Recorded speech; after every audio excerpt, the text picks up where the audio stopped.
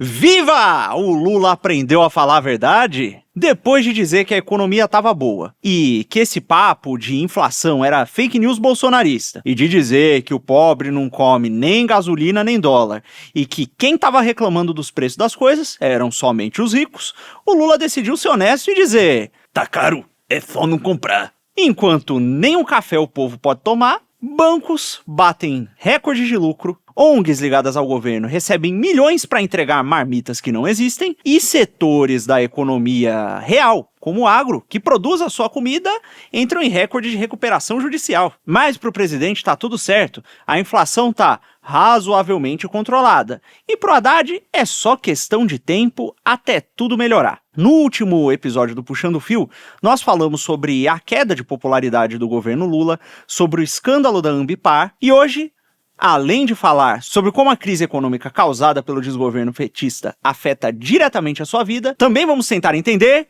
novos presidentes do Senado, o que comem, como vivem e como eles afetam a sua vida, elegibilidade do Bolsonaro, anistia do 8 de janeiro e, por último, mas não menos importante, o tal do semipresidencialismo. O que é, como é que funciona e, independente de como funciona, no Brasil, funciona? E para falar sobre tudo isso, temos hoje aqui, para além dos suspeitos de sempre, Kim Paim e Arthur Machado, o nosso querido deputado Mário Frias. Seja bem-vindo aí, Mário. Obrigado, gente. Obrigado pelo convite. Um prazer estar aqui com vocês. Opa, igualmente, apresentem-se aí. Kim e Arthur, deem um oi pro pessoal, mal educados, né? Todo mundo me conhece já, né? Então, e aí? Vamos que vamos. Muito bem. Fala, pessoal. Fala, Mário. Boa noite, boa noite. Fala, Kim. Tudo bem, Lucão? Maravilha. Tudo ótimo. Então, entrando aí direto no primeiro assunto, que é o mais relevante, né? Essa questão dos alimentos. Aqui no Quinto Elemento, eu não sei se vocês lembram, mas lá no começo, antes de começar o mandato do Lula, no final das eleições de 22, nós fizemos aqui uma previsão. Na verdade, o Arthur fez uma previsão. Ele falou o seguinte, com todas as letras: esse governo é fraco, não tem plano, não vai fazer nada concretamente e, para além da agenda woke, vai ser um governo de arrecadação e de saque. E a gente está aqui, né, num cenário em que os alimentos estão em alta, a projeção do Banco Central, né, segundo aquela nota do Copom, é de que o preço continue subindo. Você não tem, no horizonte da economia, né, nenhum prospecto de melhora. O único setor da economia que lucra são os bancos. O agro, que produz a comida que está cara, está entrando de maneira recorde em recuperação judicial. E, no geral, isso para além da questão das marmitas, né? Que é uma coisa alarmante, né? Mais um escândalo de corrupção. Então, ou seja, você tem saque, preço do alimento alto e zero projeto, né? Parece que não só nós acertamos, mas como parece que é uma coisa proposital. Tem como acidentalmente causar esse cenário? O que está acontecendo aí, Arthur? Você aí que foi a mãe de Iná que previu, agora explique. Pô, começar comigo é cruel, pô. Tem o Mário aqui, tem um Kim, começar com o pior. O menos famoso, menos importante. Mas eu não previ nada, não. Eu não sou mãe de Ná, eu sou cristão. Mas eu acho que, como eu falei no início, lá daquele programa, um pouco antes do Lula assumir, era um pouco óbvio do programa do PT. O PT, primeiro, ele iria utilizar um programa populista. Falei que ele não estaria preocupado com as questões fiscais do Brasil, não está. E principalmente porque era um projeto... O PT nunca teve um projeto de Brasil, ele tem um projeto de poder. Então, dentro do projeto de poder do cara, como ele tem uma desassociação cada vez maior com a população brasileira, o que seria óbvio deles? Pô, vou usar a máquina, que é a única coisa que esses caras fazem. Vou usar a máquina, vou gastar dinheiro, vou fazer um programa populista. Qual era a lógica do Lula? De onde eu vou arrumar dinheiro? Vou arrumar dinheiro da pauta ambiental. Então, vou buscar dinheiro dos Estados Unidos, da Europa, para tentar trazer recursos com a pauta ambientalista, para poder, então, fazer populismo. Isso era um pouco óbvio do discurso do Lula, porque ele não tinha um plano efetivo de governo. E, obviamente, isso iria aumentar a inflação e ia causar toda a alta de preços de alimentos, porque o Brasil, mais do que nunca, precisa de um plano efetivo de país. Ele não precisa de um síndico de massa falida, entende? Então, o Brasil precisa de gente que realmente comece a pegar setores energéticos, setores estratégicos e começar a planejar o Brasil. Então, isso era um pouco óbvio do governo do Lula e foi o que ele fez. Principalmente porque o PT ele tem um problema hoje enorme, que é de sucessão. O Lula já tá chegando na reta final, se não tiver na última volta, tá na penúltima, entendeu? E aí, o que vai acontecer depois que o Lula pendurar a chuteira e falar, não dá mais pra mim, né?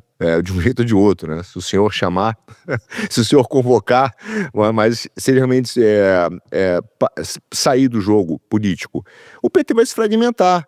Então ele está sendo cobrado indiretamente pela Gleisi, pelo Mercadante. Logo no início da posse dele, as primeiras figuras que apareciam atrás do Lula, do Alckmin também, eram quem? O Mercadante e a Gleisi.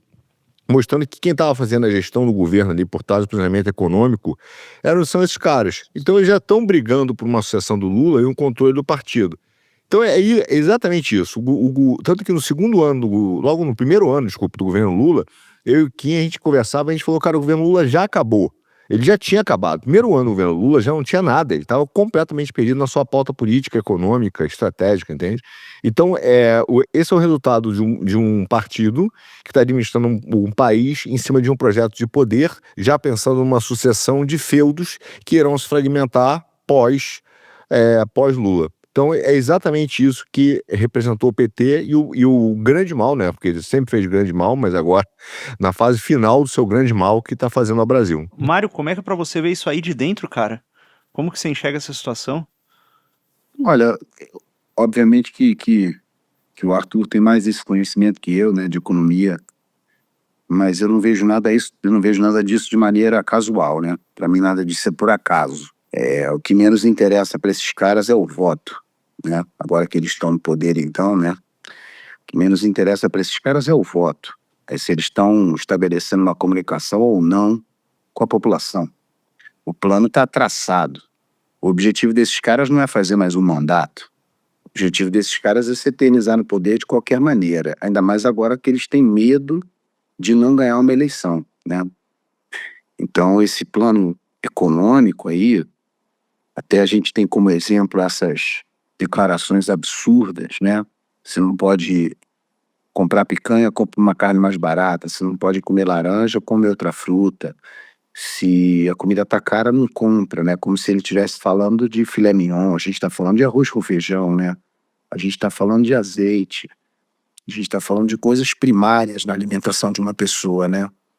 Isso para mim não é por acaso. A gente precisa de alguma forma estabelecer paralelos com as regras basilares, né, com esses dogmas que já existem há muitos anos na humanidade, entender que a melhor coisa para esse tipo de dominação é um povo inculto, né, ou com uma cultura que dissolve qualquer comprometimento com algo diferente do que eles apresentam. E a fome é um instrumento fantástico para um regime totalitário. Um povo passando fome, um povo na miséria, em sua grande maioria, vai aceitar um pedaço de pão. A gente também já viu isso na história, né? Você pode lembrar aqui do ouro de Stalin, né? O ouro de que transformou a Rússia, a União Soviética, né? Então eu vejo que de maneira diferente, é claro, né? É um método, né? É repetição, mas é uma repetição tupiniquim, né? De um método. Eu não vejo interesse nenhum real neste governo, real, né? Eu não estou falando dos argumentos que eles propõem, né? Tanto que o Lula dá esse tipo de declaração, né? É completamente irresponsável e fora da realidade. Ele não está louco, ele não é louco. Eles sabem exatamente onde querem chegar. E, de fato, ele é só um boneco, né? Ele não está mexendo nisso aí com algum nível de conhecimento ou interferência, né? As coisas estão andando sozinhas, não há uma liderança no PT. Muito menos alguém que possa herdar o PT. Esse é o grande medo, né? Então, quando você coloca que o teu adversário totalitário quer que não haja uma sucessão, não prepara uma sucessão, você pensa, que bom, o PT não tem ninguém para suceder, vai ser quem a gente quiser. Isso aí só me deixa mais com medo, porque ninguém vai querer perder a boquinha. Então, todos esses argumentos sensatos e equilibrados, eles esbarram apenas numa questão. Tudo isso está baseado hoje em algo subjetivo, ideológico, racional, né? De certa forma acreditando que a gente ainda está numa democracia, mas a gente não está. Então, uma declaração como essa, mesmo que ridícula, né? Ela não merece um meme ou um videozinho, né? Ela merece uma preocupação profunda e uma reflexão profunda da população, porque é óbvio que um governo como esse, impopular como não tem votos para estar onde está. Cadê o povo deles na rua? Cadê a live semanal que flopou? Então isso é muito claro, né? Eles não têm as redes, por isso eles querem censurar as redes. Eles não têm apoio popular, por isso eles querem achatar a população, né? E a meu ver é isso. A gente está caminhando a cada dia a passos largos para uma dominação cruel, que não vai respeitar nada nem ninguém, muito menos a lei, né? Hoje quem está com a lei na mão está fazendo dela, está usando dela a seu bel prazer. Então é uma situação que eu acho que o brasileiro precisa despertar de alguma forma e entender que esses caras não têm o objetivo de colocar comida na mesa das pessoas. Esses caras não têm nenhum objetivo de diminuir gastos. Poxa, em qualquer casa, em qualquer gestão da sua família, você precisa fazer conta, você precisa entender que você não vai poder viajar para a Europa e dormir no melhor hotel, você não vai poder comer champanhe e caviar se você não tem dinheiro para pagar o plano de saúde. Então é um governo que fala que você tem que escolher outra coisa para comer, mas ele não escolhe outra coisa para comer. Você está falando de um governo que diz que o povo não come dólar, mas ele está viajando em dólar, ele não quer saber, ele entra no avião ao custo que for e vai para onde ele quiser falar as besteiras que ele fala. E que, de fato, a gente precisa entender que esse cara é um boneco, né? Ele é um boneco que está ali justamente para fazer esse papel de imbecil, né? Porque enquanto a gente imagina que ele é senil, né, e que ele está a caminho do fim, essas pessoas estão se aproveitando ao máximo até que chegue o fim dele. Isso é muito perigoso, porque no regime que eles propõem não existe uma eleição. Não tem uma eleição, é um líder escolhido, é um dogma que vai à frente. E, infelizmente, a juventude que não tem a experiência da vivência de ter participado, ter vivido sob a sombra de governos do PT, e ouve dos professores de escola que Jair Bolsonaro que é o golpista, essas pessoas não vão virar esse jogo para nós. Então, acho que a população precisa acordar e entender que o poder do indivíduo é muito grande, independente de quantos seguidores você tenha, é preciso que a gente repita com muita vontade aquilo que a gente está percebendo. Eu vejo esse movimento na rede social forte, né? Eu consigo perceber ali a quantidade de comentários, a qualidade dos comentários. Eu vejo que tem muita gente que acordou mesmo, né? Que não acordou e voltou a dormir, ou que está sonhando com outra coisa, mas o fato é que não é brincadeira, a gente está num momento muito perigoso. Eu vejo essa situação de tantas formas e desdobramentos diferentes. Desde o próprio desgaste aí que o Lula tá sofrendo, a gente pode entrar nisso já. Mas pegando o gancho aí, tanto do Arthur falando que o governo acabou. Na verdade, o governo já começou acabado. Eu também, o que o Mário tá falando, sabe, tem um projeto de longevidade, eu diria assim, esse grupo político. Não vou me resumir a Lula nem o PT. E aí, hoje eu olho pra trás, e eu venho falando isso já tem um certo tempo, e eu começo a achar cada vez mais vezes de verdade mesmo, não de piada, não de brincadeira, que o Lula, ele sempre foi isso que está aí, só que ainda pior. Porque, vamos botar em termos mais claros.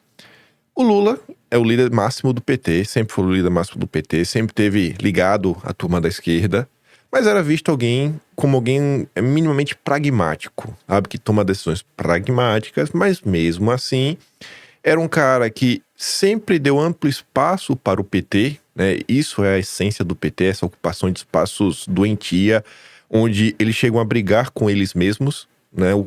Tá Gleisi no lugar, o Mercadante tá com inveja, e eles brigam para ver quem vai dar uma rasteira no outro. O PT é isso. E aí você olha que o governo Lula, ele já começa estranho. Na verdade, a transição já é estranha. O Elias Jabbour, a gente já falou isso aqui diversas vezes. Em 2022 fez uma live com o Pepe antes do governo começar, destacando duas coisas que para ele saltavam aos olhos. Uma era o discurso do Lula na COP, que ele falou, quando eu descobri quem foram as 4 pessoas que escreveram, eu caí para trás. Primeiro que eles não gostaram. Foi a primeira vez que o Lula ecoa um discurso que ele fez, acho que 9 vezes ao longo de 2023, falando: não dá pra gente vir para todas as COPs, aprovar uma coisa e depois ter que aprovar isso no Congresso Nacional, porque não aprova nada. Tem que ter algum organismo internacional, uma nova governança global que possa impor essa regra de cima para baixo. Ou seja, Lula atacando a soberania nacional. E aí, quando o Elie Jabbour fala, quando eu fui olhar, as 4 pessoas que escreveram o discurso do Lula, todas eram da Open Society, da turma do Soros.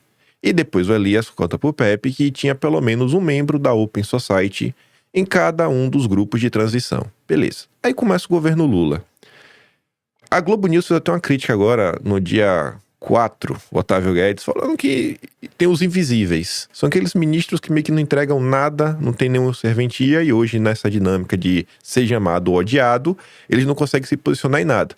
Quando você olha assim para os ministérios do Lula, cara, ministérios de entrega, todos estão na mão do Centrão, com exceção da Fazenda, porque aí é difícil demais você não colocar um cara como Haddad, né? Ele tá próximo do Lula, é realmente você pedir para perder a rédea do governo na mão, e o Wellington Dias, que é da Desenvolvimento Social. Mas todos os outros, que é realmente ministério, que tem, sabe, verba, que tem orçamento, que tem entrega, tá na mão do Renan Filho, que é da infraestrutura. Tem lá o transporte, tá com o Jado Barbalho. Tem o desenvolvimento regional, que tá com o Valdez Góes. Tem o do Portos e Aeroportos, com o Silvio Costa. O das comunicações, que tá com o Juscelino. Tem, deixa eu ver outro ministério grande. União Brasil, MDB. O Kassab tá com o Ministério do Agro, né, pra dizer que assim, e o MST? Cria o desenvolvimento agrário que não faz nada. E daí pro Paulo Teixeira. Mas o do agro mesmo, o Ministério da Agricultura, tá com o Fávaro. Então, quando você olha assim a composição do governo, ele já começa com indicativo assim, tá estranho. Você do turismo tá com o Mário Sabino. Você fala, pô, todos os ministérios com poder de entrega, todos estão na mão do Centrão. A eleição do Lula, para ele vencer, foi aquela união de forças com o compromisso dessa frente ampla seguir. Tanto que a Simone Tebet, né, também ministra. Então você vê toda essa convergência de forças e um escanteamento do PT, totalmente escanteado.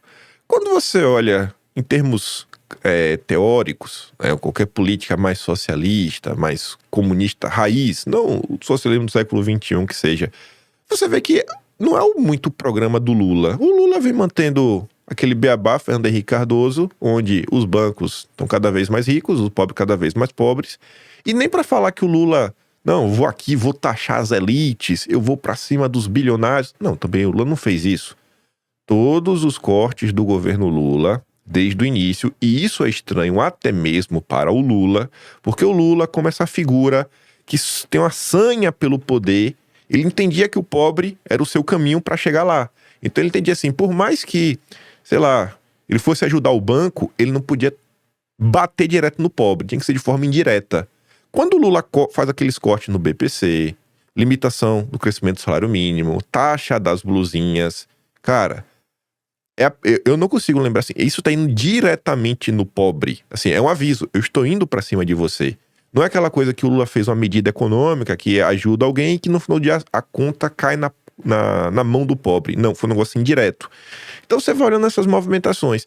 Aí você vê que o Lula vem com todo esse discurso de agenda verde, agenda verde, agenda verde, agenda verde, agenda verde. A primeira viagem do Lula é para ir ver o Biden, a primeira de todas, não, meu amigo Biden, o PT, a luta anti-imperialista foi pro saco. Aí você vai juntando isso, eventos do passado, a própria forma como o PT se alça ao poder. O primeiro governo Lula, onde o Lula deixou de ir para o Fórum Mundial Social, que o PT criou 3 anos antes, para ser um contraponto do Fórum Econômico Mundial do Klaus Schwab. O Lula falou, não vou ver vocês. Era a grande expectativa da esquerda mostrar sua força na América Latina. Lula deu uma banana e foi para Davos e bate aquela foto clássica dele com Soros e o Palocci. E aí você vai puxando para trás, vai olhando o que realmente foi feito. Aí você olha o PT ao longo dos anos 80, você vai no Arquivo Nacional, aí você vê as viagens do Lula, membro do Diálogo Interamericano, se encontrando com o Peter Bell, na década de 70, já estava ali junto com o FHC. Aí você olha, pô, como é que um cara desconhecido, rapaz, o Golbery, um dos caras mais sistemáticos e, sei lá, como é que pode falar isso? É um cara que espionava todo mundo, não faltava dossiê. Aí deixou aquele metalúrgico, barbudinho, se tornar esse grande líder da esquerda. Será que o Lula não é o Brizola falava isso, a esquerda que a direita gosta. Aí, olhando para trás hoje, vendo esse governo, vendo os rumos do país e vendo que às vezes o Brasil serve até de laboratório, porque às vezes eu sinto que é um laboratório. Não, o que é que tem de pior do mundo? Vamos testar no Brasil. Qual é a tese que a gente quer ver se vai dar realmente errado? É crédito de carbono? Enfia lá no Brasil e vamos ver. É Drex? Bota lá no Brasil e vamos ver. Se der errado mesmo, a gente coloca para rodar no mundo inteiro. Vamos ver o quão errado vai dar.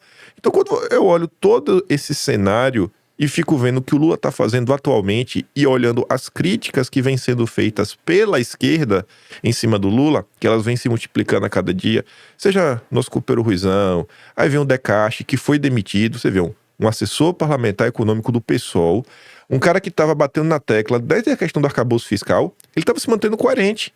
A esquerda lá, cara, nós não somos da turma do fiscalismo, que acha que tem que ter um ajuste fiscal assim, um superávit primário de forma obrigatória. A gente não defende isso. Nunca defendemos. O Decache foi lá, falou sobre isso, bateu na questão do BPC, bateu na questão do salário mínimo. Isso são coisas que você espera da galera mais à esquerda, que diz que se preocupa com o pobre. O cara foi perseguido, foi expulso do partido por 8-5, com o voto do Boulos, da Erika Hilton. E de uma galera que tá no coisa, fala, cara, o que tá acontecendo? Aí você pega jornalistas, que assim, estavam defendendo o Lula quando ele tava preso. A galera tá sendo demitida de diversos jornais. Tem uns que falam, não fui demitido, eu saí por livre e espontânea vontade, agora tem outros grupos. Então você começa a ver essas tensões na esquerda, tudo que tá acontecendo. Eu realmente acho que tem um projeto de poder muito até maior do que algo que fique resumido ao Lula, mas uma coisa assim que vem sendo construída dia após dia, mas desde os anos 70. Lula, amigo do FHC, que começa todo esse processo de destruição da máquina pública, onde você tira o Estado e dá aquela função que era do Estado para alguém da elite financeira, normalmente é sempre da elite financeira, algum campeão nacional, e esse processo vai se aprofundando no Lula 1, Lula 2, Dilma, e agora parece que vem o Lula para fechar a tampa disso e falar, não, agora realmente vamos colocar o Brasil numa direção que não tem mais como dar certo. E eu não vou nem falar das outras denúncias, a Mário Garneiro, que Lula, foi lá, era quase o agente da CIA, né, escolhido a dedo, lá os links com a EFL-CIO, dos sindicatos. Mas quando você olha hoje o governo Lula, esse alinhamento com essas forças que a direita classifica como globalista, e que não é necessariamente a mesma coisa, mas o que a esquerda chamava no passado de imperialista, você fala, cara, o que tá aí não é o Lula de sempre.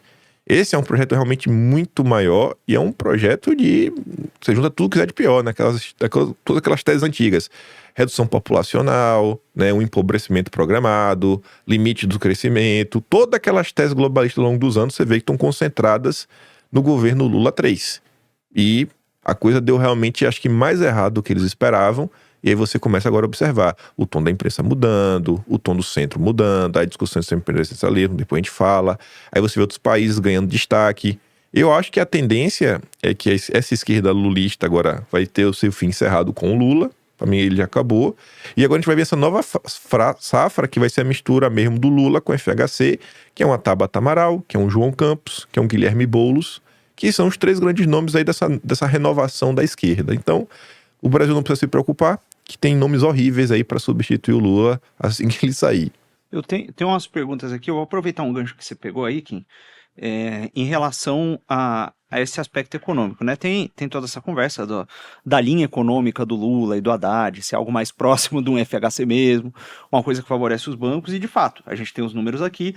O Itaú, por exemplo, bateu um lucro recorde de 414 bi, né? Cresceu 18%, no meio de uma economia em que um dos principais setores do Brasil, que é o agro, tá novamente entrando em recuperação judicial à torta e à direita, tá falindo, tá ruim. E a comida, as pessoas não param de comprar comida. Pro cara que produz comida falir, é porque tem treta. A minha primeira pergunta, e aí eu vou direcionar ela para o Arthur, é o seguinte: como é possível que tenha banco lucrando tanto com a economia real se destruindo dessa forma? E segundo, uma segunda pergunta que eu acho que se conecta com essa talvez, sabendo que a taxação e o imposto, etc., tá caindo em cima do pobre, e que estão aparecendo esses escândalos de desvio e etc., como é o caso das marmitas, não seria esse tipo de postura que depaupera o poder de compra aí do sujeito com imposto e favorece agentes escusos, tira dinheiro do país, etc. Isso não seria maléfico ao mercado e ao mercado financeiro? Como é que os bancos continuam ganhando com isso? Como é que isso funciona? Então essas são as duas perguntas. Ô, Lucão, eu até poderia começar, acho que pela ótica econômica, mas eu queria abordar um ponto anterior, que é Claro. aqui o nosso puxando o fio da política mesmo. Uhum. E fazendo um comparativo para a gente entender o que está acontecendo na Alemanha. Eu até fiz agora, ainda há pouco, o último roteiro aqui para eu gravar o GE Economia. Dia 23 vai ter eleição na Alemanha. Se você olhar o que aconteceu na Alemanha, é uma situação muito parecida com o Brasil. Você teve dois partidos que foram para o extremo, né, considerados extremos pela imprensa, mas o partido de direita, que é o AfD, e agora recentemente um partido que não está tão no mesmo protagonismo, mas tem feito um trabalho silencioso, é o de esquerda, que é o BSW, lá da Sara alguma coisa, não fala alemão, Sara alguma coisa. O que os dois têm em comum? Os dois têm em comum o fato dos partidos tradicionais de esquerda terem perdido cada vez mais o apoio da população em função deles terem se associado a políticas neoliberais. Então, o grande problema que a gente começou a ver, e o Brasil passou por isso, quando o Kim falou do Lula 13, e todas essas políticas que falaram ambientalismo, que é a mesma questão da Alemanha. A Alemanha é tão maluco o negócio, cara, que os caras, no meio de uma crise de energia, o atual primeiro-ministro desligou 3 usinas nucleares e foi para a pauta ambiental. Quer dizer, o cara piorou a situação da Alemanha de uma maneira brutal. Mas tudo isso é em função de uma grande pauta neoliberal. Então, essa aproximação dessa esquerda com o wokeismo e depois com o neoliberalismo gerou esse modelo que a gente está falando. E aí entra nesse aspecto que você perguntou econômico, porque houve uma opção dessa esquerda por essa pauta rentista. Então, nós não vivemos hoje um modelo capitalista na grande parte do mundo. Nós vemos um capitalismo rentista, onde esse rentismo é exatamente a ideia de controle monetário feito pelo Federal Reserve, que aí tem a ver com o Banco Central Independente, com a vontade de tirar a soberania dos países, tirar o controle monetário dos países. O que tem por trás, por exemplo, da CBDC? Tem por trás da CBDC é você montar um sistema monetário único, totalmente integrado, online, tá? Onde os bancos centrais não vão tomar conta só do real, do Drex, quando o Banco Central estiver tomando conta de uma blockchain no Brasil. Na hora que você pegar o seu câmbio e mandar para a Europa, o Banco Central brasileiro vai saber para onde foi aquela conversão daquela moeda convertida em banco na Europa, e então vai poder comunicar ao Banco Central, por exemplo, que o Lucas tem dinheiro na França. Então, se ele quiser ir bloqueando o seu dinheiro e pedindo bloqueio de dinheiro, ele vai conseguir identificar lá na raiz toda a cadeia do envio do recurso. Então, é um sistema monetário de controle absoluto, entendeu? Então, o que tem por trás de todo o governo dessa junção política com o neoliberalismo é exatamente o fato de você ter uma política rentista que foi simplesmente tendo 2 objetivos. O primeiro é a proletarização ou a destruição da classe média. Então, no mundo, o problema central é dissolver todas as pequenas e médias empresas e proletarizar a classe média. Isso que tem atrás do Clube de Roma, isso que tem atrás do processo do degrowth, isso que tem nas legislações que o próprio Brasil aprovou, como o ESG, são aumentos de custo. Como é que os caras vão fazendo isso? Não é só com taxa de juro, aumento de custo regulatório, né, criando exigências regulatórias, tipo a pauta ambiental, ESG, ou até mesmo no sistema bancário. A CVM e o Banco Central vão aumentando a régua de exigências bancárias, Basileia e etc. E aí isso vai quebrando os pequenos e médios bancos, vai diminuindo a rentabilidade. Aí o Banco Central, órgão regulador, chama o banqueiro médio e fala: olha, sua rentabilidade está caindo, eu estou preocupado. Cara, claro, está caindo, está aumentando o meu custo regulatório, né? Então, a rentabilidade cai, ele começa a incentivar e a promover, por exemplo, fusão dos bancos. Isso aconteceu na Europa. Desde a União Europeia se fecharam 6 mil bancos na Europa.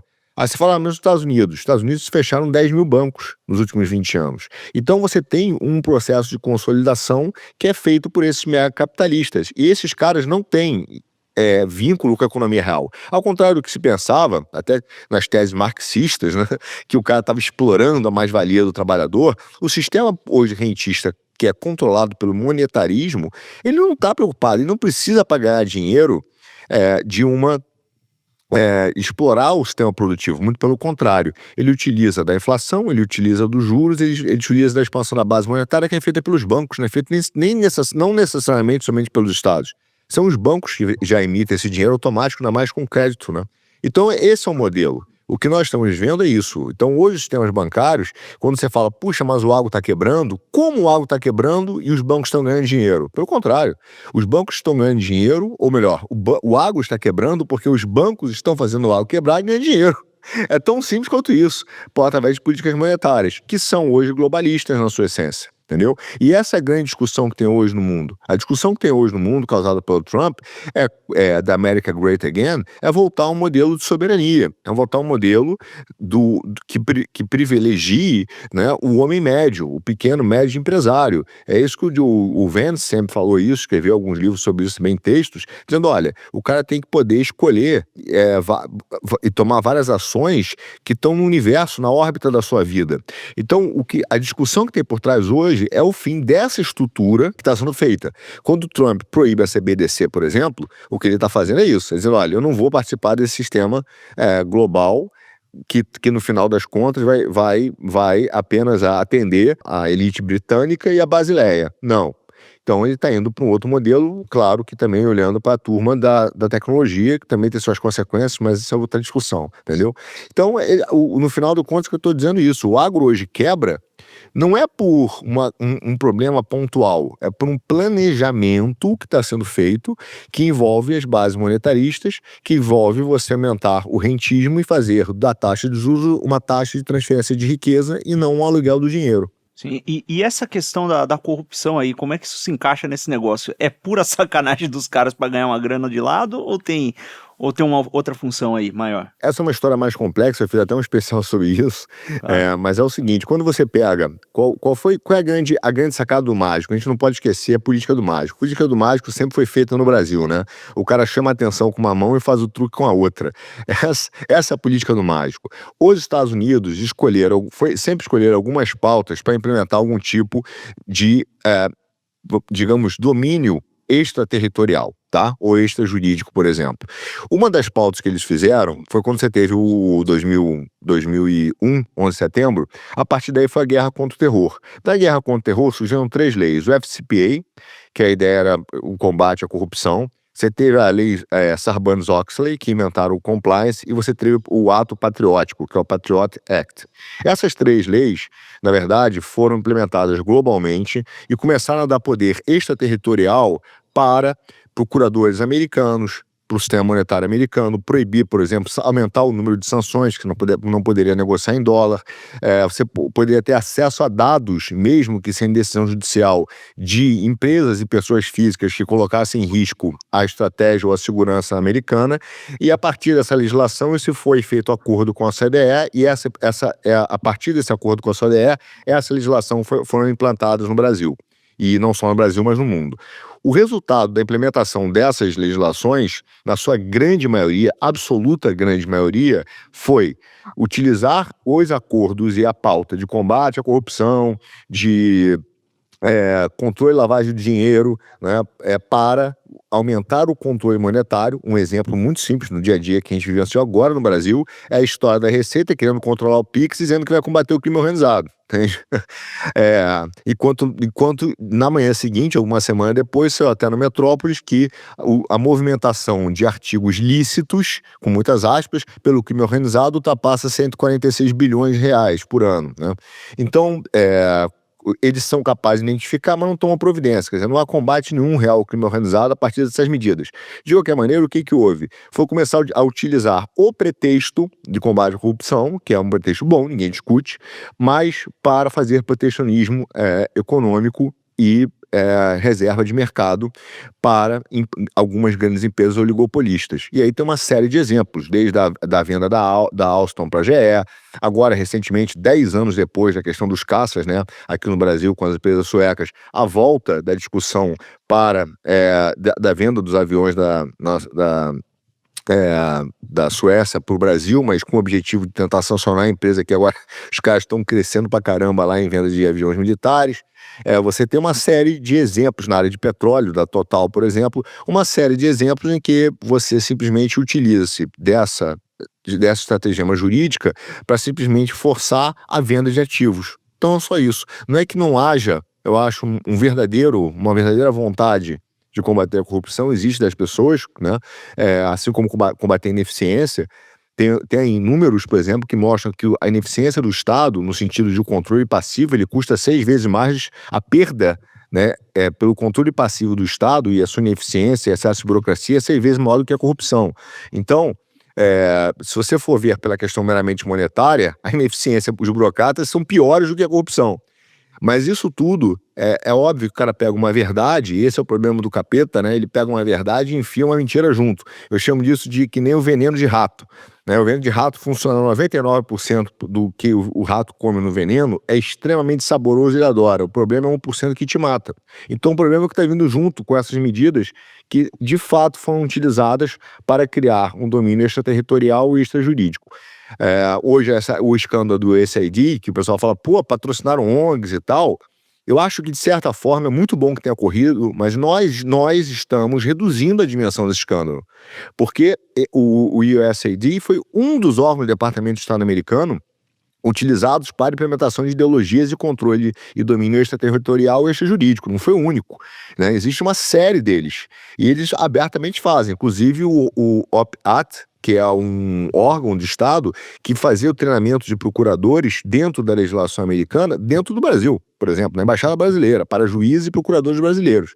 Então você está tendo o quê? Um treinamento da legislação americana e da visão americana dentro do Brasil.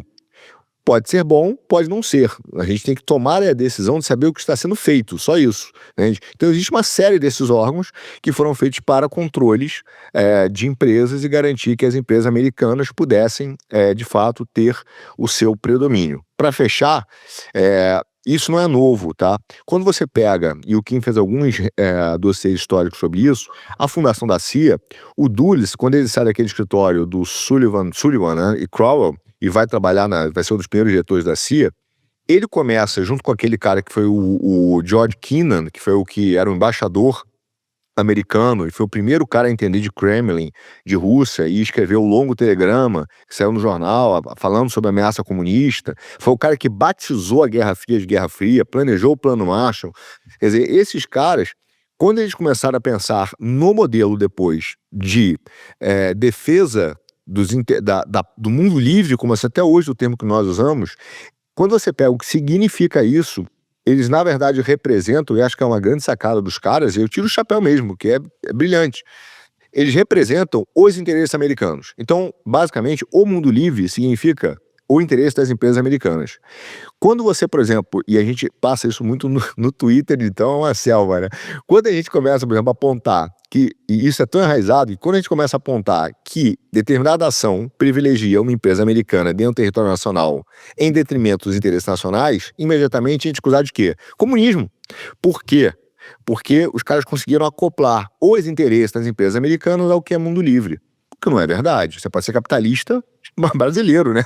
Não precisa ser capitalista americano, entende? Então, essas pautas, elas são interligadas, mas elas são tão antigas e tão profundas que essas ideias estão bastante enraizadas na nossa discussão e dá trabalho, é questão de anos, né, para você, como o Olavo fez, anos, você depurando para as pessoas começarem a entender exatamente o alcance e profundidade dessas ideias. Mas isso aí é o Lula, né? Os sucessores aí, pretenso sucessor, Haddad e o Boulos não são metidos com isso não, né? Não tem ONG ligado ao Boulos no meio disso aí, não tem não, Kim? Tá de boa. Pois é. Mas é. Não tem nem o que falar aí mais, Arthur. É isso aí. Passou todos esses pontos aí. A turma da esquerda, né? Parte dela quer jurar de pé junto que as ONGs não têm nenhum tipo de influência. Mas cai quem quer. O Mário, tem alguma coisa para adicionar aí? Eu acredito que essas confusões, Arthur, são propositais, né? O que eu falo, nada é por acaso aí, né? Essa defesa americana que vai se reforçar agora com Trump, mais que nunca, né? Porque ele já deixou bem claro que ele vai defender a America First, né? Em primeiro lugar. É óbvio que preocupa a todos nós, né?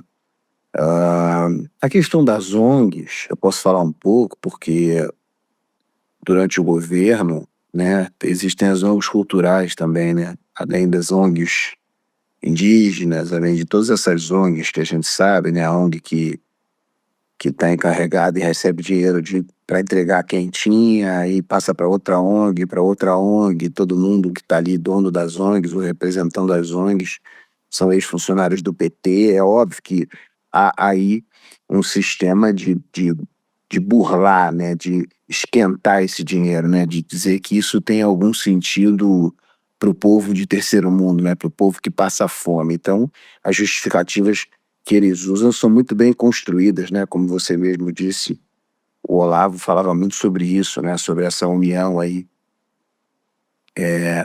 de filosofias, de dogmas, que no final das contas as crianças são um alvo fácil, né? Principalmente crianças que não têm acesso a uma cultura de verdade, né? Algo que transcenda os interesses políticos. É óbvio que a cultura, o cinema principalmente, ele é sempre um mecanismo político, né? Não que não que o princípio, a razão, a origem do cinema seja para ele ser uma obra política. Claro que você pode falar de diversos temas com o cinema, mas o americano usou o cinema de maneira muito política durante muitos anos, né? E é uma arma muito forte, porque é uma arma subjetiva, né? O audiovisual funciona como a nossa noção de espaço e tempo, né? Como a sua noção primária de sobrevivência em algum lugar arriscado, né? A semântica, a semiótica, tudo isso é uma estratégia muito clara para eles e usada há muitas décadas, né? É praticamente impossível que a gente alcance um nível de produção cinematográfica que tenha essa potência nas mãos, né? É quase que uma bomba nuclear, né? É quase como criar a bomba nuclear, né? Então, agora, essa questão das ONGs é algo que o presidente Bolsonaro, enquanto deputado e depois como presidente, ele sempre falou muito sobre isso na questão, influenciando a questão da soberania nacional, das nossas riquezas, né? Acho que não foi uma nem duas nem três vezes que ele citou Israel, né? Veja o que Israel não tem e veja o que o Brasil tem e não é, né? Então eu acho que isso é uma narrativa antiga, só que o que acontece é que a tendência do despertar das pessoas, principalmente pessoas, né, acima de 30, 35 anos, ela é muito forte, ela está muito presente na cabeça das pessoas. Hoje, o próprio nome ONG já é algo que as pessoas têm uma certa resistência, quando não uma aversão completa, né? Porque a gente vê que isso é uma instrumentalização. Tudo isso que você falou agora na questão do ISAID, né? Ou SAID, como vocês chamam, está muito claro que há aí um recurso, um investimento financeiro nessa plataforma de convencimento, né? Nessa invasão da nossa soberania nacional de maneira mais light, né? Dessa soft war aí, né? Que é e muito mais perigosa nos dias de hoje do que se você soltasse de fato uma bomba em algum lugar. O que eu vejo é que há uma preocupação muito grande para com o Brasil, pela importância que o Brasil é no prato de comida das pessoas, né? Veja, se você tem uma guerra e você não tem comida, você vai perder essa guerra, né? Então o Brasil, por tudo que é, né? Pela sua riqueza mineral, pela água, pela comida, ele obviamente é uma carta muito grande nesse jogo. Eu vi outro dia uma jornalista de esquerda falando que o mundo está à esquerda e que o Brasil precisa se posicionar à esquerda, né?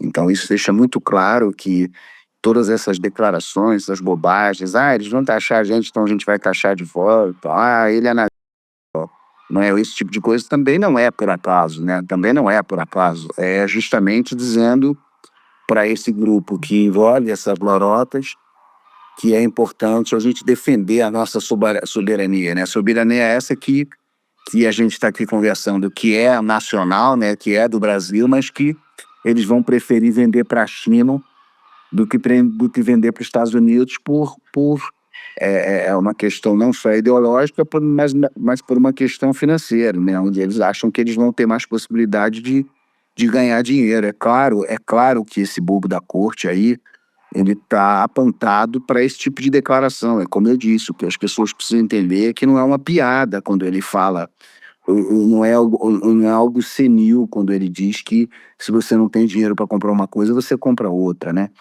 De fato, isso só escancara que ele não tem preocupação nenhuma em dar satisfação, assim como eles não têm preocupação nenhuma com o sucessor.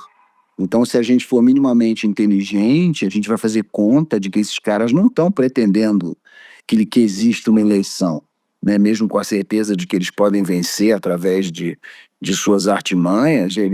A intenção desse governo não é que vai haver uma eleição, né? Daí você tem os veículos de comunicação praticamente hoje servindo como avalizadores, né? A imprensa imputa crimes, né? Eu passei por isso na Secretaria de Cultura, passo por isso até hoje. Quanto mais eu me exponho, quanto mais eu defendo, quanto mais eu falo, mais os jornalistas fuçam a minha vida e vêm para cima de mim, né? Isso é uma forma de coação, isso é uma forma de falar, ó, cala a boca, você está falando demais, né? Isso quando a Polícia Federal não bate na casa de alguns de nós, como já aconteceu.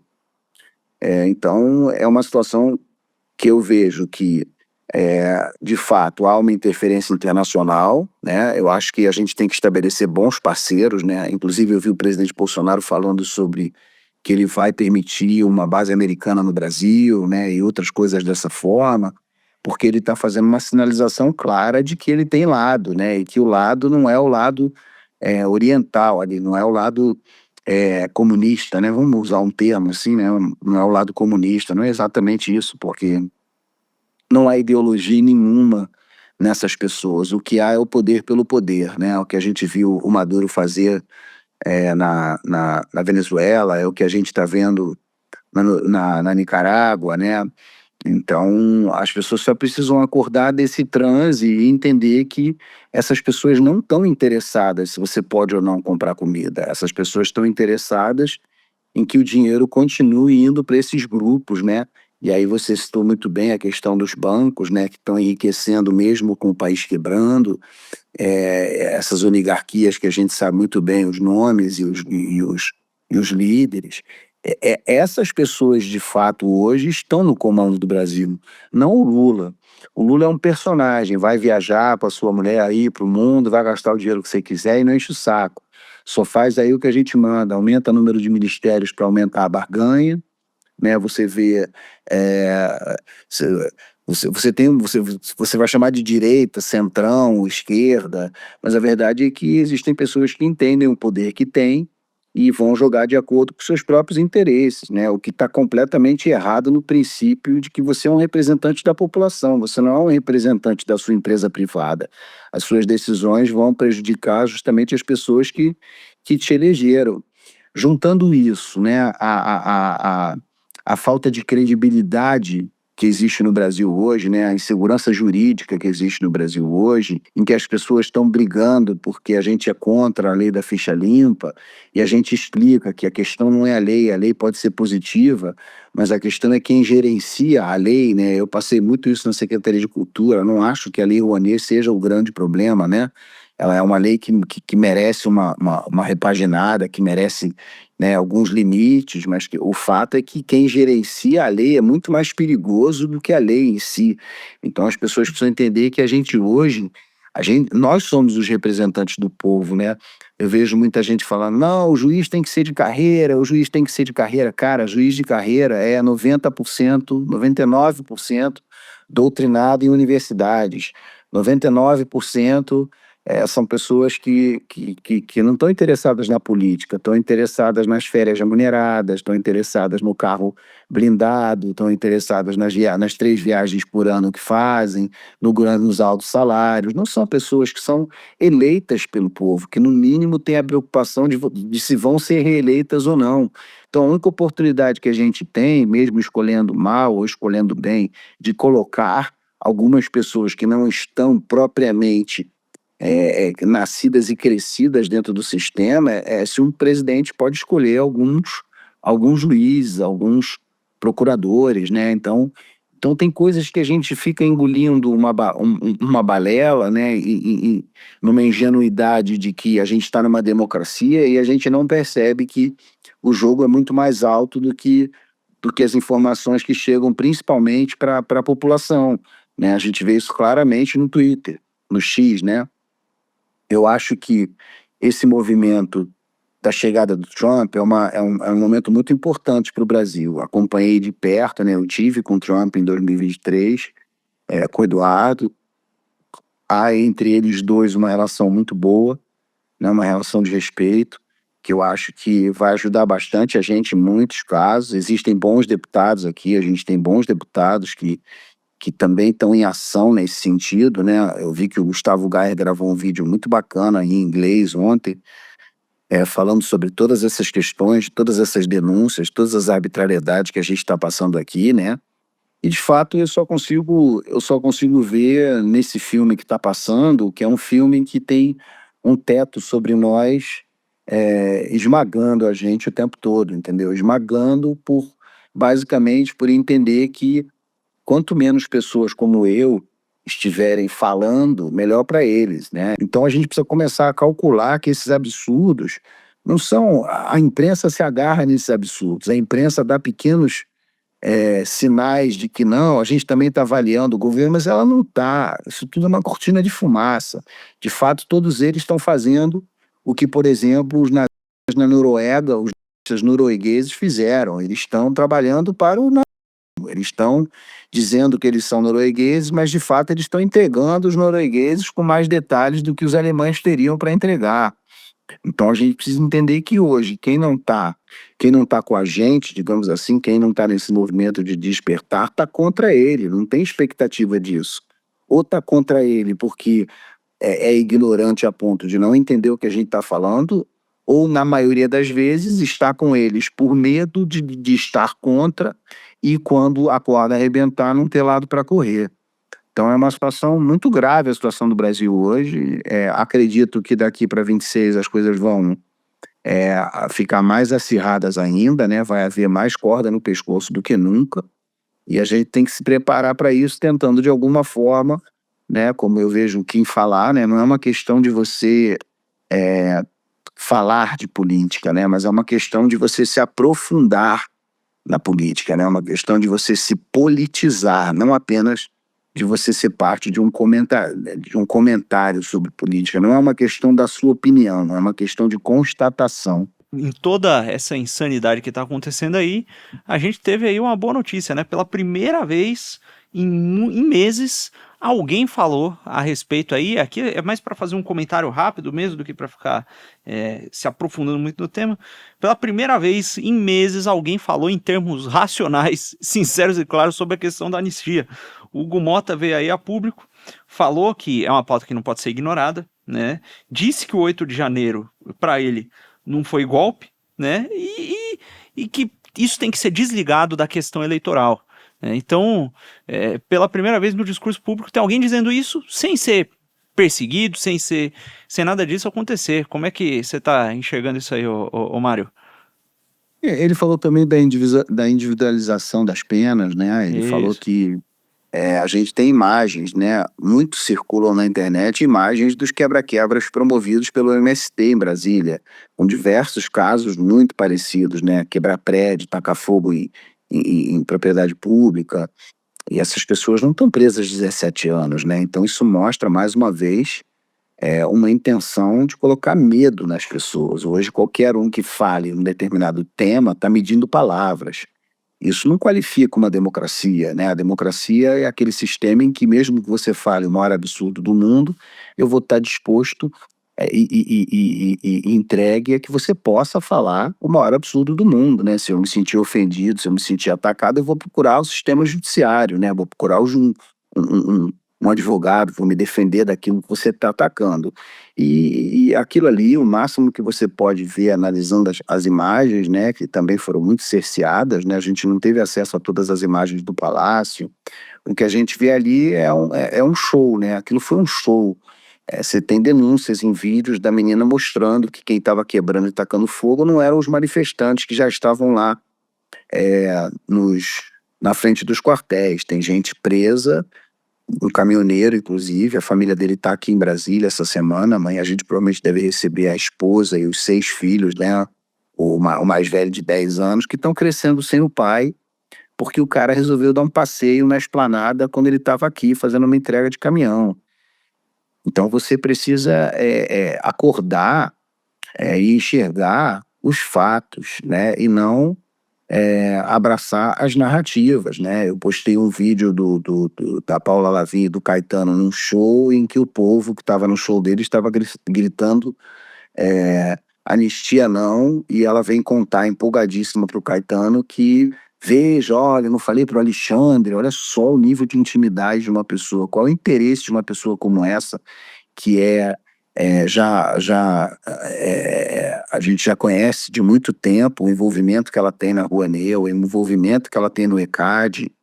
Então fica muito claro, escancarado, que eles estavam fazendo sem medo, né? Se você unir tudo isso ao escândalo, a essas revelações que o governo americano vem fazendo, a essa tentativa da gente criar uma CPI para USAID, tudo isso vai corroborar para mostrar que isso tudo foi uma grande pantomima com o objetivo único de gerar medo. As pessoas estão presas porque pintaram uma estátua de batom condenada a 17 anos, enquanto a Elisa Matsunaga, que escolheu o marido, tem um filme em homenagem a ela e tem uma pena de 16 anos atenuada. Então as coisas estão fora dos eixos porque eles estavam agindo completamente sem pudor ou medo, ou crítica, ou qualquer possibilidade de punição. Quem é que vai punir o poder máximo judiciário? Não há um poder que possa fazer essa moderação. Eles são o poder máximo do país. E veja, burocratas que não têm votos, que não foram eleitos. Então isso é muito sério. Passamos a ter um poder parecido com outros poderes que a gente viu ao longo da história, né? Poderes em que alguém se nomeia o dono de tudo, o criador do método, o dono do dogma, né? E isso é muito sério. Eu acho, né? Eu percebo que muita gente está despertando também para essa questão. A gente tem muito desvio, né? A gente tem muito jogo de fumaça aqui na política, né? Você leva, como você disse, né, Arthur? Levanta a fumaça de um lado e faz do outro, né? Isso é uma estratégia. Então, o problema é quando nós, eleitos, né, nessa onda, vou chamar de onda, nessa onda do presidente Bolsonaro, é quando a gente também cria essa confusão, quando a gente não ajuda a deixar as coisas claras, né? Aconteceu isso na eleição para o Senado, né? Eu dei a cara a tapa. Aconteceu isso na eleição da Câmara, eu dei a cara a tapa também, né? Me desgastei, né? Falei coisas impopulares. Mas a tendência para tudo isso é que o funil eleitoral, né, que agora está com uma boca bem larga, ele vai estreitar e a população tem que estar atenta. Existe sim, né, um rito que a gente precisa cumprir, respeitando a democracia, né, a gente precisa batalhar sim pelos espaços e batalhar por uma boa eleição em 26, mas ao mesmo tempo tem muita água para rolar nesse rio e as coisas caminhando bem, a gente tendo provas, né? Muita gente fala, vocês têm que abrir a CPI, mas, cara, CPI sem materialidade é a mesma coisa que nada. Não adianta falar, o cara falou num vídeo, um vídeo não é uma prova material. A gente precisa ter aí documentos que provem para a gente poder investigar, convocar, chamar para dar depoimento, né? Então há um caminho longo, mas que agora, nesse exato momento, eu acho que a gente pode ter, sim, uma ponta de otimismo para que essas coisas saiam da escuridão, para que a população entre nessa luta com a gente. A corrupção é um grande mal no Brasil, sempre foi. Mas eu vejo muita gente justificando essa questão da lei da ficha limpa, dizendo que eu não quero que corruptos sejam presos, entendeu? Então as pessoas precisam se situar, não é essa a questão. A questão é que mesmo com essa lei o Lula está eleito. Mesmo com essa lei, Sérgio Cabral vai ser candidato a deputado federal. Então, a gente precisa entender que o mundo ideal e aquilo que a gente discursa está muito distante do fato concreto que essa lei não está funcionando. Essa lei só está funcionando quando é para suspender o mandato do presidente Bolsonaro. Essa lei só está funcionando de acordo com os interesses dessa elite burocrata não eleita. Então, acredito sim, tenho fé, né? Sou brasileiro, né? Tenho fé, acredito que a gente vai sair disso, né? Eu vivi dois governos Lula, governo Dilma, né? E o presidente Bolsonaro conseguiu reverter bastante, principalmente na questão econômica, durante o governo dele, né? Com políticas de cortar impostos, com políticas de investimento em reindustrialização, apoiando as pessoas que geram empregos, né? E não querendo taxá-las, aumentar os impostos para elas. O presidente sempre falava muito da questão da curva de Laffer, né? Se você apertar os impostos, você está gerando um sonegador, né? Você está gerando uma pessoa que não vai querer pagar os seus impostos na totalidade, porque ele vai entender, na moral dele, que aquilo é imoral. Então, a gente está num caminho difícil, mas eu acho que esse ano pode ser um ano bem importante para o Brasil, tanto aqui, né, dentro da nossa soberania, dentro do nosso país, mas também entendendo que o Brasil está numa posição estratégica para a América em si, né? Então, eu acho que a gente tem um parceiro aí muito forte, né, com um apoio muito grande e também um modelo a seguir, né? A gente vai, eu me lembro que aquele Ron DeSantis, né, que é o governador da Flórida, ele ali em algum momento se colocou numa disputa contra o Trump, né, se colocando como um possível candidato à presidência antes do tempo, né, atrapalhou um pouco, acabou até ficando fora dos planos do Trump, né, na gestão que ele está criando, enquanto o Trump trouxe lá o Kennedy lá para a questão da OMS, da saúde, né, que era algo inesperado. Então são decisões assim, são decisões que a gente vai ter que entender o xadrez e tentar se posicionar de uma maneira que a gente possa lutar pelo aquilo que nos interessa, que a princípio a maior luta nossa hoje é pela liberdade, né? Quando o povo foi obrigado a usar máscara, o que o presidente dizia é que a vida não é tão importante se você não tem liberdade. Então não adianta você falar de economia se o povo está entendendo que a luta não é pelo prato de comida, porque o prato de comida vai faltar, está no projeto desses caras, é proposital. Então que o povo precisa defender sim os interesses de poder dizer o que pensa, de poder andar na rua, de poder exercer cidadania, né? E é óbvio que todas essas questões que vocês entendem mais a fundo até do que eu, econômicas, CIA, tudo isso que a gente está aqui discutindo, né, que para mim acaba desaguando um pouco depois aqui nesse rio, o que me importa é usar essa posição que eu tenho para esclarecer determinadas posições, como eu fiz agora nas eleições da Câmara e do Senado. Sabe o que me chamou a atenção, Mário? Foi até a reação, logo depois da imprensa, só um prisma aqui, que foi quando ele falou e tal, e logo depois veio a notícia que ele teve que, no final de semana, né, conversar nos bastidores com algumas pessoas do Judiciário, do Supremo, para se explicar. Isso, para mim, chama muita atenção e reflete o nível da convulsão institucional que o Brasil vive. Porque, veja, o cara presidente da Câmara, se ele quiser pautar um projeto da anistia, porque ele entende que houve um excesso e ele entende que é importante, cara, ele está dentro das prerrogativas dele. E o Judiciário, ele deveria mostrar a sua neutralidade e a sua tranquilidade nas instituições de administrar o país, respeitar essa decisão. Porque, teoricamente, mas com muitas aspas, eles foram neutros, né? Deveriam ser neutros no julgamento e tal. Então, isso com muitas aspas. Então, o cara deveria assim, não, tô tranquilo, mas tem que se explicar. Mas isso mostra um quadro que é basicamente endêmico no Brasil. Nós vivemos, dentro do processo hoje do judiciário, o direito do autor. Então, a depender de quem faz alguma coisa, pode ser perseguição, pode ser justiça, entende? Então, isso mostra que a ideia de um processo jurídico no Brasil, seja ele o devido processo legal, coisas que são a essência de uma república, ele não existe mesmo. E o Brasil, veja, isso não é ataque à instituição, isso é apenas um diagnóstico que nós temos que, como brasileiros, começar a, de fato, falar e, de fato, começar a combater. Porque eu não posso pegar pessoas que têm um exemplo que você deu, né? Condutas, sei lá, parecidas, e porque eu gosto mais de uma de outra, começar a julgar um desvalor da conduta ou justificar a conduta baseado no se eu gosto do cara ou não.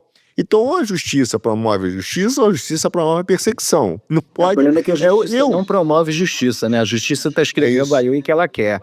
E aí você fica completamente desarmado. As pessoas às vezes me cobram, né? Você tem que brigar com o STF. É uma briga desigual, é uma briga que eu não tenho chance nenhuma de vencer. Claro, por tudo que está lá no tabuleiro, entendeu?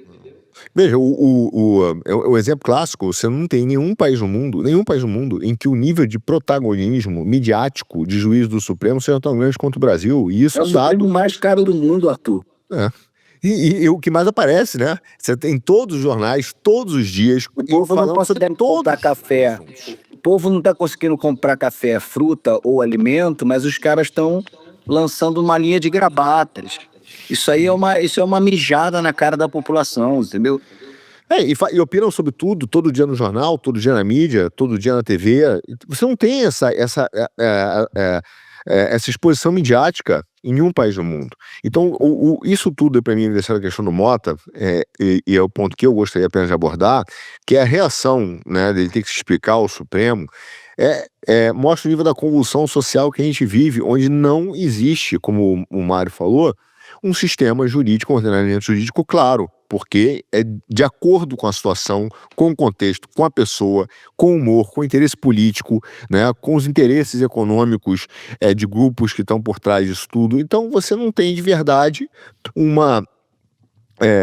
um sistema jurídico que seja efetivo, que funcione e que seja honesto no Brasil. Mas esse é o problema que nós também, eu acho que por um lado, temos que começar a mostrar da maneira correta. Não dá para a gente ter um sistema que nós defendemos também, que é do direito do autor, né? Que a lei é aquilo que eu acho que ela é. Porque também, se eu começar a dizer que a lei é aquilo que eu acho que ela é, eu estou fazendo só o mesmo papel do que outros grupos também estão fazendo.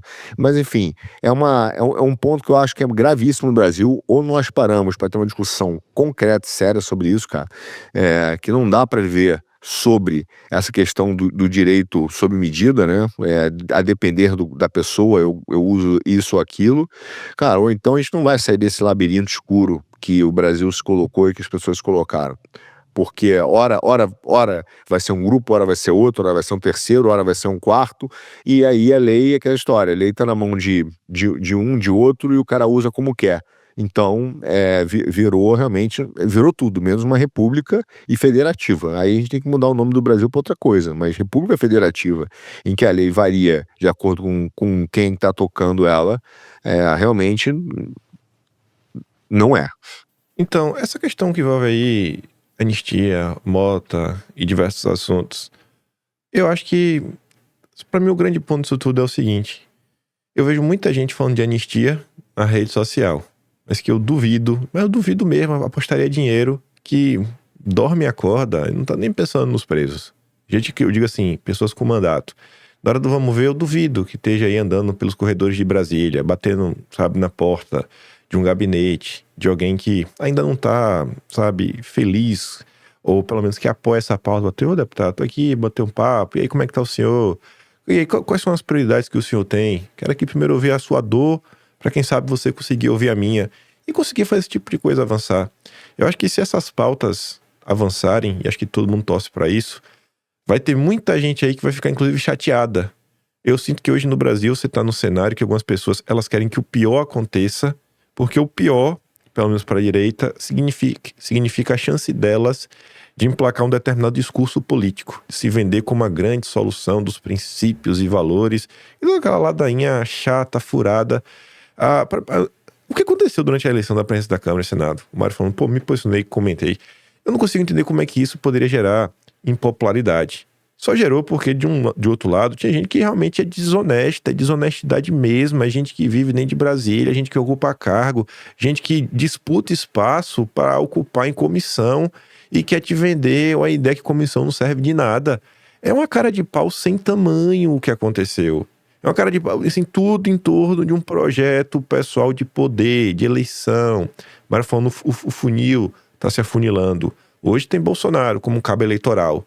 Quando o cara percebe que Bolsonaro não vai ser o cabo eleitoral dele, tipo o que aconteceu com o Ron DeSantis, ele fala, pô, vou ter que colocar meu carro na pista de outra forma, nem que seja passando por cima da turma do 8 de janeiro. Você vê um dos grandes bastiões aí dessa confusão, não vou citar o nome dele aqui hoje não, pra ficar de boa, pra gente não se estressar. Mas ele vem aí, que vai fazer, que vai acontecer. Aí eu lembro que lá atrás, em setembro do ano passado, Deltan Dallagnol inventou a mentira do acordão, que prejudica a questão da anistia. O Deltan Dallagnol inventou a mentira do acordão para trocar a anistia pelo impeachment dias antes da Carol de Tone pautar o tema na CCJ. Ou seja, o Deltan Dallagnol enfraquece a pauta, porque as pessoas falam, para que eu vou apoiar essa anistia? Se essa anistia, na verdade, faz parte de um acordão para salvar o ministro. Em nenhum momento tinha voto, nem tem até hoje, para impeachment, sabe? Papo de maluco. O Deltan Dallagnol vai e inventa essa mentira. Aí o cara que bate aí no peito, que ele é princípios e valores, que faz que acontece, que ele vai ser senador, ele falou uma coisa do Deltan, que é do partido dele? Não. Eu ainda pude perguntar ele na cara dele. Eu falei, irmão, por que você não rebateu o Deltan? Ah, não, mandei uma mensagem privada pra ele, falando que isso não é bacana. Então, assim, esse é o verdadeiro caráter dessa galera. Ninguém tá preocupado com porcaria nenhuma. Tá preocupado só com espaço, poder, sabe? Vender curso, dar uma boletada.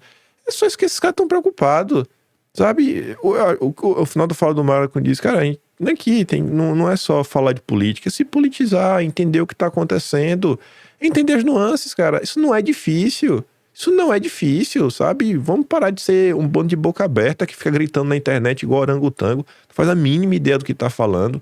Tudo que vê balança a cabeça igual a largatixa. E aí, no primeiro sinal aí que a pessoa vê que as crenças delas pode ser mentirosa, porque ela acreditou numa mentira, ela começa a tremer, e aí se recebe uma crítica, e não, peraí, temos que unir a direita, é momento de união. Só quem pede união da direita é quem tá aprontando. Eu nunca vi uma pessoa certa, fazendo alguma coisa certa, pedindo união da direita. É só quem começa a apanhar pelo que já fez no passado, ou pela narrativa que está criando, que está sendo desmontada. É um padrão que segue se repetindo dia após dia. Mas enfim, para por aqui para a gente não se estressar.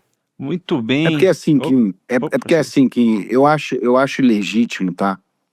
Eu acho legítimo e acho que é algo do ser humano a pessoa lutar pelo seu espaço. Eu acho legítimo, tá? Mas quando essa luta ela é mascarada, né, e ela atrapalha a vida de pessoas que estão presas, por exemplo, realmente eu não consigo me calar, né? Esse papo de desunir a direita, você está separando a direita, eu acho que é um papo pouco experiente, acho um papo muito jovem, em que existe um mundo bonitinho e que não existe nada mais esquerdista do que isso, né? Aceitar um discurso bonitinho, coletivo, para que todo mundo possa se defender com essa ideia que todo mundo está defendendo, né? Então, quando você vai contra, você absolutamente é perseguido, né? Então, como eu disse, o objetivo era, claramente, nessas questões, de ampliar a bancada do partido, né? O objetivo ficou muito claro no dia seguinte da eleição na Câmara e no Senado, que o objetivo era rumo ao Senado, né? O objetivo era rumo ao Senado. E aí eu me expus, eu falei, então o objetivo não era representar a direita limpinha ou a direita raiz, não, o objetivo era ampliar a bancada do partido no Congresso. Então tem duas coisas aí que são importantes sejam ditas. Uma, é válido a luta para aumentar a bancada do seu partido. É válida a luta por se promover para o Senado. O que não é válido, o que está errado, e foi aí o meu ponto, é usar uma estratégia que desgasta um movimento legítimo e desgasta o líder único que nós temos em detrimento dos seus interesses próprios e do seu partido. Então, que se fizesse a campanha, que se candidatasse, mas que dentro do processo dessa campanha, esse processo estivesse baseado na verdade. Queremos o Senado, queremos aumentar a bancada do partido, Se isso fosse feito dessa forma, Kim, não haveria crítica nenhuma da minha parte, mas não foi feito dessa forma. Então, isso me permite, nesse momento, dizer: não, então peraí, o objetivo não era esse, o objetivo era aquele. Então, não jogue os outros na fogueira pelos seus objetivos. E essa fogueira, eu não estou falando que ela vai me queimar, eu estou falando justamente das pessoas do 8 de janeiro, que estão ali contando os segundos do dia para acabar esse martírio que eles estão vivendo. Então, são duas coisas, mas que na conclusão dessas opiniões e dessas posturas, o que está em jogo é muito mais do que você somente aumentar a bancada do seu partido ou almejar um cargo maior dentro do Congresso. Esse é o problema, esse é o risco, e infelizmente não há remédio para isso se a gente ficar nessa de tem que unir a direita, entendeu? É tipo passar hipoglós numa ferida de asfalto que está toda sangrando, sabe? Não vai adiantar nada, não vai resolver nada, não vai doer, mas também não vai resolver o problema. Eu acho que nisso eu volto ao assunto do funil, é porque o funil ainda está largo. Então tem muita gente que coloca de fato os seus interesses à frente dos interesses da população. Isso é muito ruim para nós. Agora, não querer que haja aí algum nível de ruptura, algum nível de desgaste, é ingenuidade. E é uma ingenuidade que é alimentada por todas essas questões de jogar fumaça no assunto para conseguir outro resultado. É uma estratégia. As pessoas não são burras, né? As pessoas estão antenadas, mesmo que não sejam politizadas, mesmo que não estejam buscando uma compreensão mais profunda da política. As pessoas não são bobas, as pessoas estão vendo tudo isso. E aquilo que aqui no Brasil é defendido pela imprensa diariamente, passando pano para tudo isso, servindo como órgão acusador de tudo isso, o mundo agora vai ver. Agora vai ver. Agora as pessoas, com essas posturas que já estão acontecendo com o governo Trump, que mal começou, o povo vai ter acesso a isso tudo. E agora sim, independente do que você pensa, independente das suas ambições políticas, vai ficar muito claro ao longo do estreitamento do funil eleitoral quem é do lado de quem está com quem. Então, essa pessoa que hoje está em cima do muro dando declarações que, em vez de clarear, enuvecem, elas vão bater na porta do velho para pedir foto, entendeu? Elas vão lá pedir ajuda do partido para o fundo eleitoral. Elas vão pedir, elas vão pedir. Elas não têm como, por exemplo, eu sou uma pessoa do voto de opinião, né? Eu não tenho base política, eu não tenho prefeitos, vereadores. Eu ajudei a eleger algumas pessoas agora, mas a minha relação não vai ser uma relação de política antiga com essas pessoas. Eu não vou exigir dessas pessoas tantos mil votos, tantos eleitores, que elas vão e me garantam que eu vou ter 900 votos, 1000 votos, 2000. Não, eu vou continuar fazendo a mesma coisa que eu faço, mantendo a minha opinião firme naquilo que eu acredito, naquilo que eu sou convicto. Eu não sou um político, eu estou político, né? Por uma série de consequências que só Deus explica, eu estou aqui.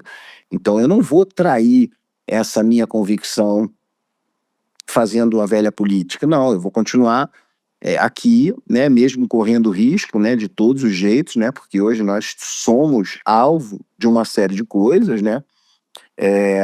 Agora, eu também não vou me furtar, muitas vezes, de ser o remédio ruim, de botar aí igual abaixo o metiolate, entendeu? Eu vou tentar, de alguma maneira, dentro do meu espectro e do meu tamanho. Óbvio que eu sou, óbvio que eu não sou um deputado maravilhoso, eu nem tenho tempo para ser um grande deputado, né? Tem gente que é melhor deputado ali na burocracia, entende melhor a máquina, o regimento do que eu, mas eu já tenho 2 anos de mandato, eu já estou entendendo bastante coisa, né? Outro dia, não sei se foi você, mas alguém brincou: tô adorando o Mário Frias do Novo Testamento, mas Eu falei isso. fato é que eu não vou ficar engolindo sapo dos outros porque eu quero sair bonitinho na foto. Eu nem gosto de ser papagaio de pirata. Eu vivi minha vida há muitos anos de foto, eu odeio foto, acho um saco tirar foto, né? Mas de qualquer forma, isso me preserva, isso me coloca numa posição que eu não vou abraçar qualquer galinho novo, recém saído do ovo. Eu vou me manter firme por todas as inter-relações que eu tive até aqui. Política é feita de gente, a política ela é feita de você conversar com as pessoas, de você entender o que as pessoas estão oferecendo e muitas vezes ler entre as linhas e ter certeza de que aquela pessoa fala uma coisa e faz outra. Então isso não é algo que eu busco. O primeiro político que eu vi que não mudava de opinião como o vento, que não falava só aquilo que era interessante para ele, na minha vida política, né, porque todos nós somos políticos enquanto exercemos a nossa cidadania, foi Jair Bolsonaro, né? Eu vejo política desde as diretas já, né? Eu vi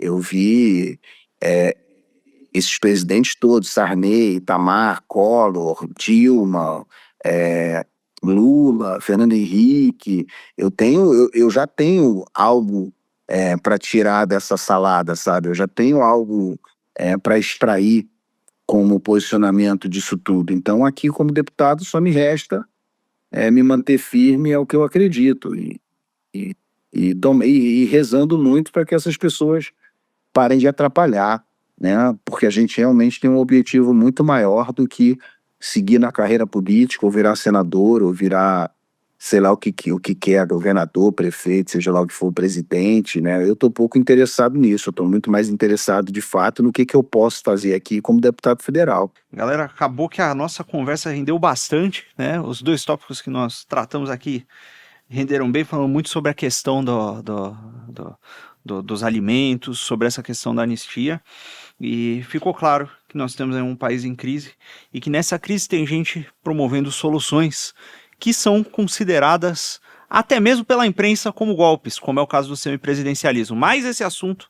nós vamos ter que deixar para o próximo programa, porque esse aqui rendeu até demais. Então, muito obrigado aí, Mário, pelas suas contribuições, por ter participado aqui do nosso bate-papo. Obrigado aí, Arthur e Kim. Mário, faça o seu jabá, e Kim e Arthur depois despeçam-se aí do nosso público. Não tenho jabá para fazer, não. Agradeço ao Kim, ao Arthur, a você, ao espaço. O jabá é que eu quero que os meus filhos cresçam num país democrático, que eles possam ter uma educação de qualidade, uma segurança pública que atenda aos interesses do povo, que eles entendam que a gente tem que respeitar a nossa bandeira, que a gente precisa defender as nossas crenças e que a gente não viva debaixo de uma cortina de ferro, né? Que é o que a gente está vivendo hoje. Isso aí, amém. Kim? Eu só tenho a agradecer todo mundo aí, como sempre. Semana que vem estamos de volta. Valeu. Tudo bem, Arthur? Também, obrigado, Mário. Valeu, Kim. Valeu, Lucas. Valeu, pessoal. Semana que vem tamo aí. Parabéns aí, Mário, pelo seu posicionamento. Muito obrigado. Valeu, irmão. Tamo junto. Fiquem com Deus, deixem um like, rezem por nós e pelo Brasil. É isso aí. Até mais.